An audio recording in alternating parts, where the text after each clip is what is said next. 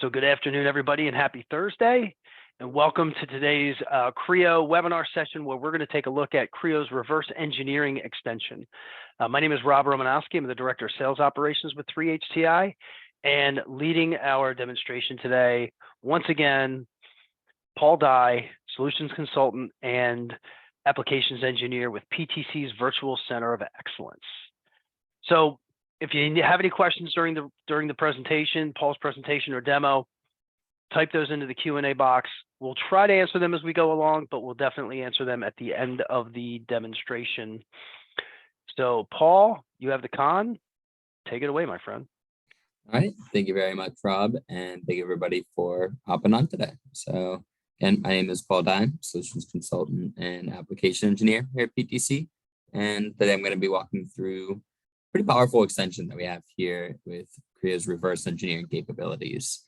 You may have seen this as a tab in Creo called the Restyle feature, but there's a lot that goes into it and a lot of things that I'm going to kind of walk through today in terms of the general process that we follow around the reverse engineering extension, go over some of the challenges we typically see that this really helps to address as a solution, go through some of the capabilities that we're going to use there. I'm going to go through and show a demonstration in the context of Creo, and then we'll wrap up a little bit and talk about some of the benefits that's going to really provide to you. And again, if you have any questions, feel free to drop those in, and we can address those at really any point throughout the webinar today.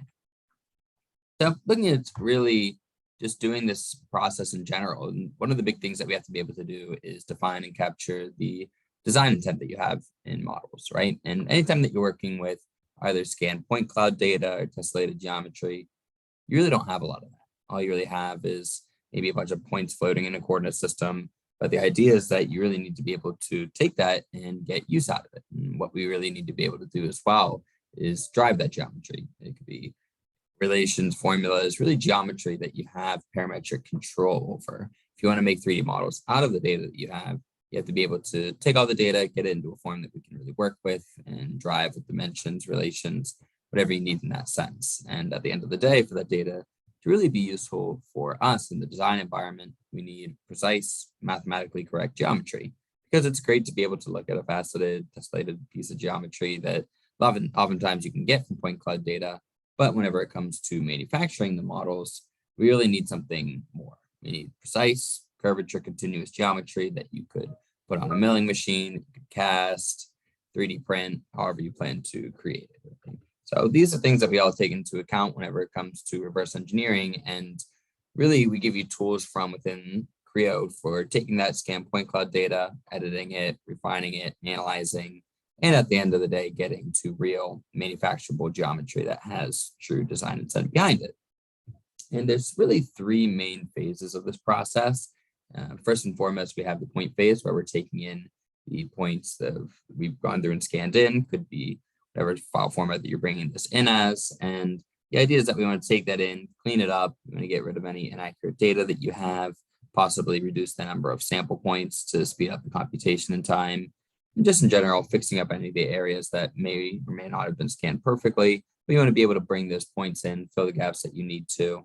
The other side of this as well that we do pretty much right along with that process is the wrap and facet phase. This is going to take that point cloud data that you brought in, and we're going to be able to create a faceted shape wrapped around that data.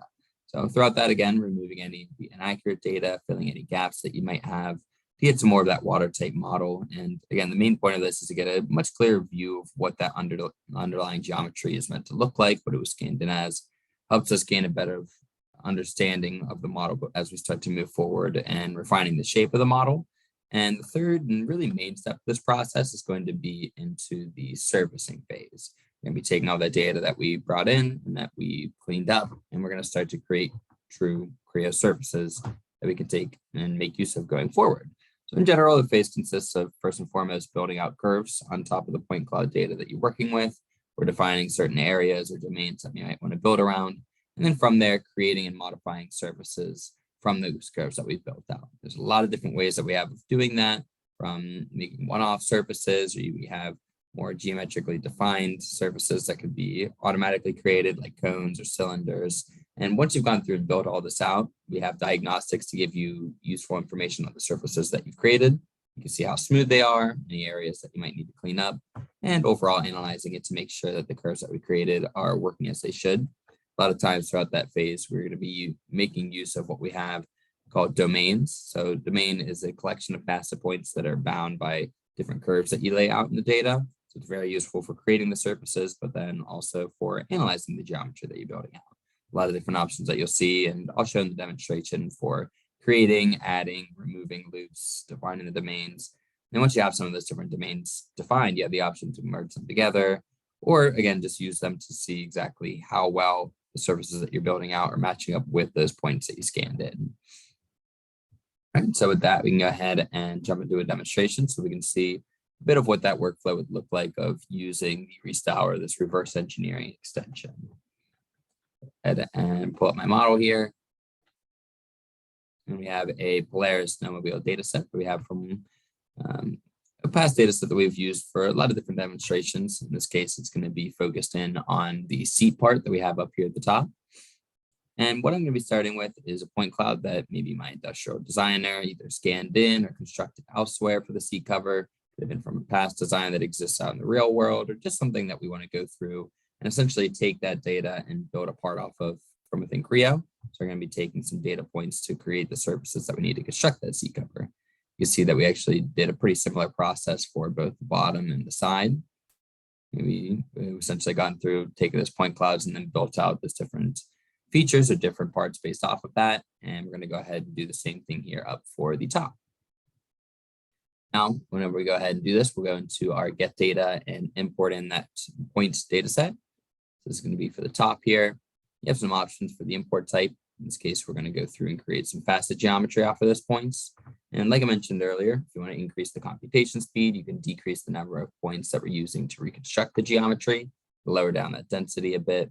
And once the points have been brought in, you take a look at the facet geometry that we have here. This is where we can go through and inspect the model, see if you have any gaps or holes. And if you do, it's very easy to go through and fix in that reverse engineering process. And really, in general, just taking whatever steps necessary to go through and clean up that geometry, make sure that it matches up well with the point cloud that we started with. And then we'll take that, and this is what we're going to bring forward into the rest of the process. So anything that we're going to do here for working within this reverse engineering process is going to be over here under your surfaces tab in the Restyle feature here. And it's going to give you a specific ribbon that's going to give us all the different types of commands that we might want to go through and use for building out the surfaces based off of these point clouds that we're starting with. Right, so this is really going to be the main phase that we're going to focus in on here. So just looking at the part, it's pretty clear that this is going to be a symmetric part. So first and foremost, we can go ahead and define a symmetric plane that we can mirror about later on as we move through this process. Really just allows us to focus over here on the right-hand side of the seat and then have everything mirrored about later on. And I'll start first with a section curve. That's going to be the base that we'll start to build off of as we keep going here. And really is what I'm going to be doing over and over throughout this particular workflow is first and foremost building out curves and defining domains that we want to work around, and then creating the surfaces to outline the geometry that we have from that point cloud data. So first curve that I'm building out here is going to be right along that first section curve. And those are going to be right along the first initial surface that we started with. But you do have different options for making modifications if you need to, making them into really whatever shape that you're looking to get to. So you're starting with that point cloud, but you're not stuck with it. You can still do whatever you need to from that sense and simply move those points around until you're happy with where they're at. And we'll finish that up here by projecting that curve onto our center plane just to make sure that we're matching up well there. And what we'll do here is go through and create some curves in order to lay out our first surface. This is going to be done primarily to outline the underlying geometry that we have. We're going to do our best to align those curves with that geometry. And with this, you can get as detailed or as loose as you'd like to. It's up to you exactly how you want to lay out these surfaces. Or later on, we're going to merge them together and round them off. So it doesn't need to line up exactly to start in our use case. And now that we have that loop defined, we can go ahead and create a domain right here in the middle. So you can see here, whenever I select on that, it's essentially going to take the points that are contained within those different curves that we laid out.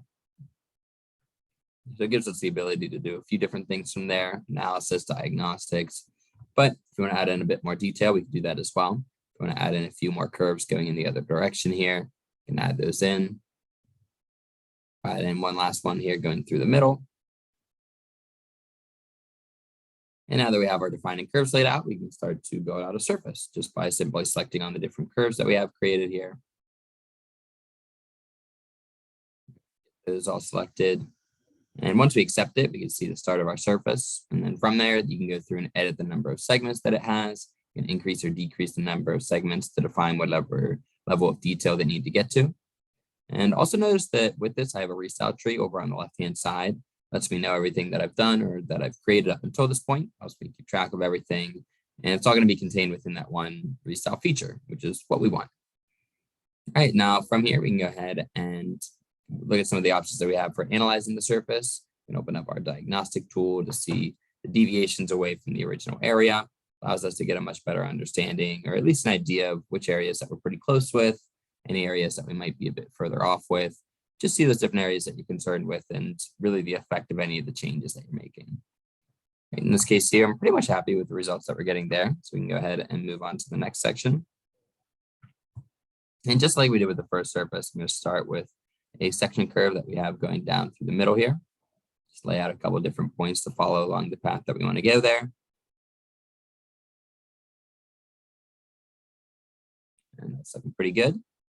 Again, we'll project that back onto the middle plane just to make sure that we're aligned well there. And now we're going to go right along the outside section that we want to place our next surface down by.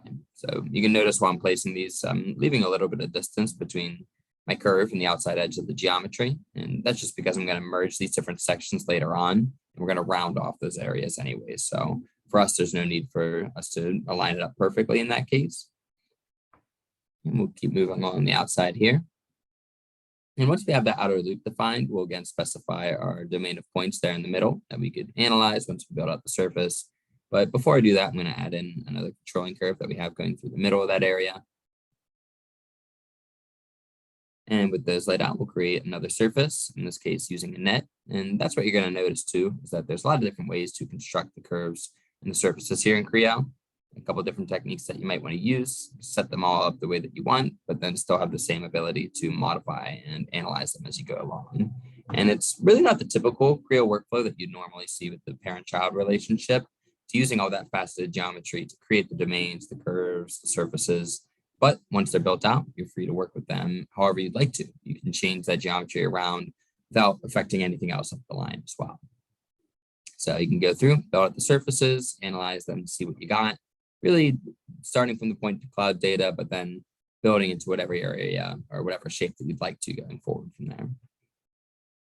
All right, so just like that, we can go ahead and move on to a different part of the geometry. We'll create another surface down here.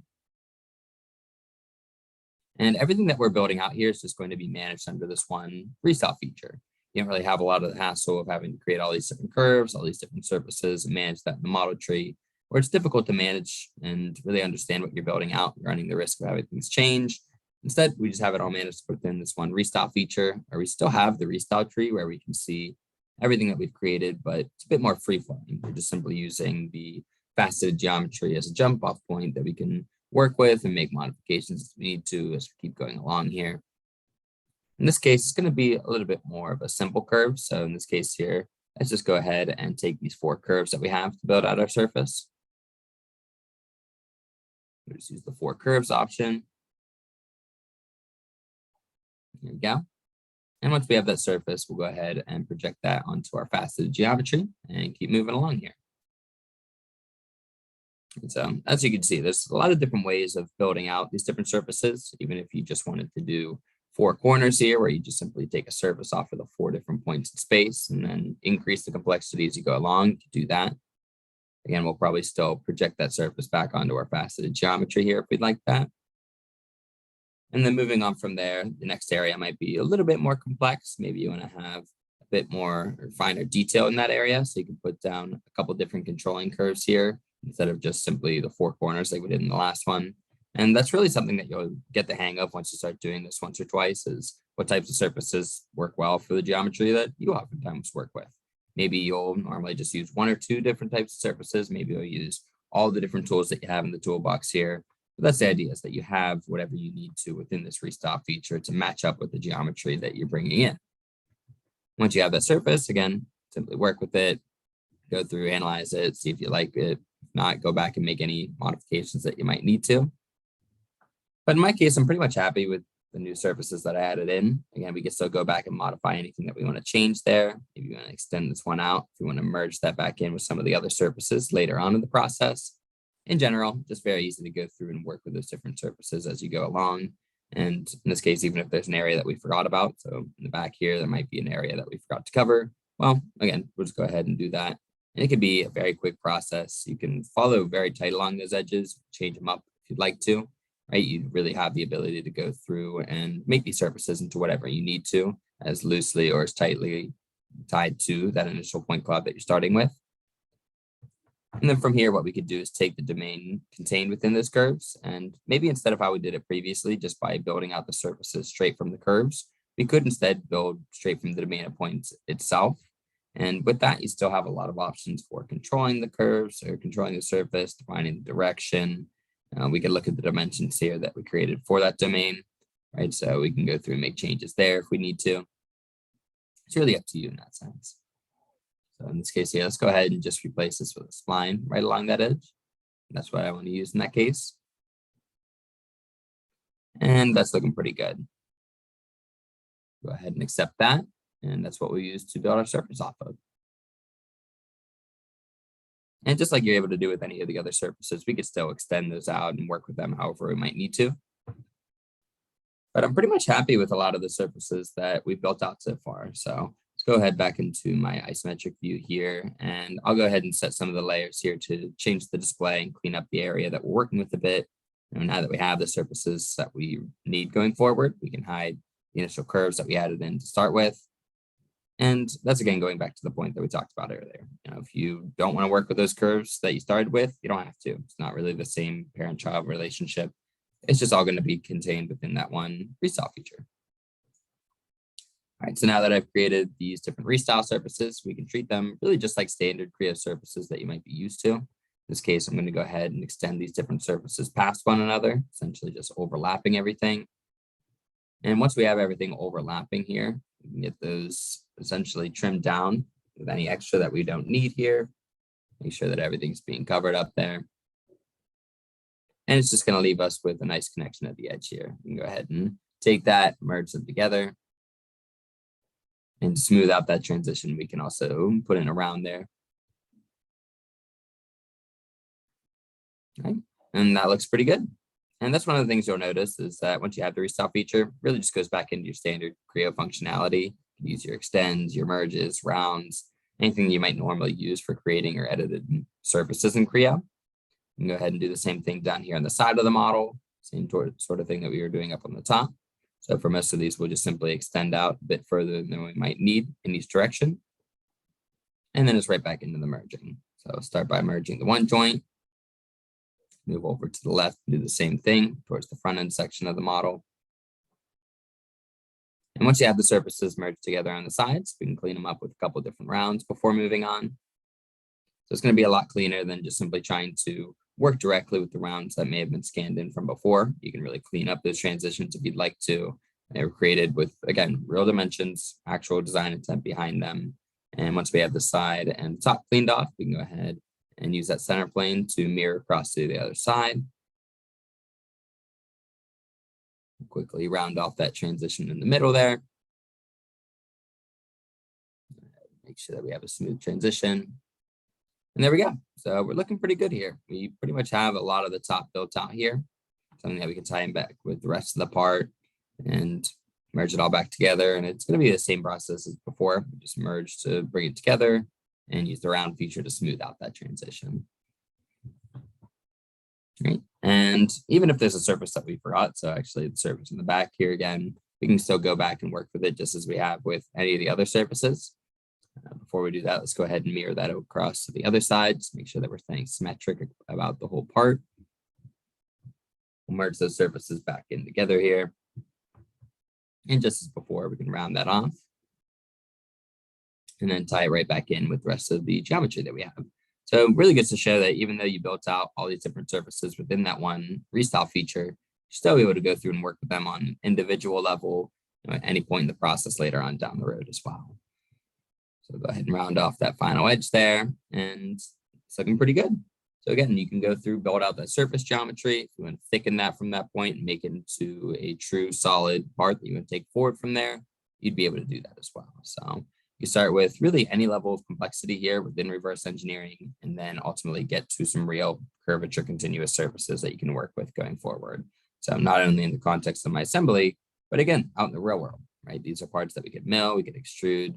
In this case, we'd probably make a cast for that, but however you want to do it, you're going to be able to create that from what we're doing here in reverse engineering. Right. So again, a lot that we really did throughout that process. So if you have any questions, feel free to ask that as well. And if we have anything coming in, I can take a moment here just to talk about really some of the main benefits that we have a lot of people getting from this process. And first thing is reducing time to market, right? You're able to get much faster from pulling in point cloud data to ultimately getting to manufacturable surfaces. You can do that in a much shorter amount of time, be able to reduce a lot of development costs. And that's because you can take geometry, even if it's fairly complex, whereas in the past, it could have been a very painstaking process to try to recreate the geometry, try to take measurements. It's a lot more straightforward here using the restyle and the reverse engineering process. And ultimately, you don't have to take any shortcuts towards building out the best possible models of the day. So very useful tool, especially if you're working with any of that point cloud data or anything that might be starting out in the real world, right? We can go ahead and take that in and get our Creo parts built off of that as well here. All right, so that covers everything that I wanted to touch on today. And if there's any questions, feel free to drop those in. But with that, I can pass it over to you, Rob. Paul, nicely done. I appreciate it. Yeah, I mean, most of these tools with Creo that we show, and also with Windchill, I mean, the main premise is to help people get their jobs done faster. And that's what we want to do. We want to help people get their jobs done faster. We want to add speed to the product development process, as well as, what's involved with that, and removing roadblocks, making things easier to, go through the entire process, keeping people in the loop. If your process is more efficient, you get things done faster, then your products get to market faster, you're more profitable, and hopefully your work is more enjoyable. So those are all the benefits. So thanks a lot, Paul. It was, excellent demo, excellent overview, and it's a great tool to have in your toolbox for design and engineering. So if you think of any questions, if you have, or want to see a custom demo or anything on Creo or even Windchill, you can reply to the invitation for this webinar.